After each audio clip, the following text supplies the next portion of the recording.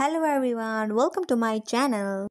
हामी चाहिँ कति दिनपछि लाइक आफ्टर अ मन्थपछि है घरबाट बाहिर निक्लेर केही रिफ्रेसमेन्टको लागि मुभी हेर्नको लागि जाँदै थियौँ मन बिनाको धन मम्मीको साथी र आन्टीहरूसँग मिलेर and look at my mummy she was looking very very very beautiful but my brother as of is monkey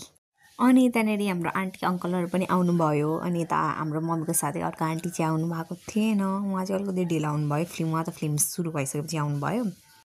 अनि मैले चाहिँ मेरो भ्लग लागि कन्टेन्ट पाएँ भन्दै म एकदम एक्साइटेड हुँदै थिएँ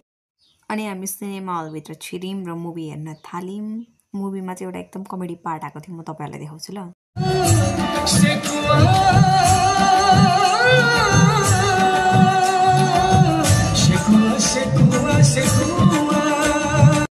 it's a new Ninja technique है सेकअप बनाउने चाहिँ मलाई यिनीहरूको यो हालत देखेर एकदम माया लाग्यो यिनीहरूको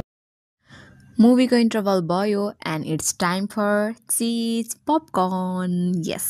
म एकदम एक्साइटेड हुन्छु कि जहिले यो चिज पपकर्न खाने बेलामा अनि मैले साथसाथै कोल्ड कफी पनि किनेँ अनि हामी गयौँ फेरि मुभी हेर्न and it was a sad ending त्यस पछाडि हामी गयौँ अब भोक लागिरहेको थियो के खाने भनेर डिसाइड गर्दाखेरि हामीले डिसाइड गऱ्यौँ कि अब हामी पनि सेकुवा खाने भनेर अनि हामी गयौँ सेकुवा खानको लागि यहाँनिर चाहिँ तातो तातो आगो बलिरहेको थियो मुभीमा चाहिँ उनीहरूको सेकुवा खाने सपना मात्रै रह्यो बिचराहरूले आइरन मात्र पोल्न पाए खाना चाहिँ पाएनन्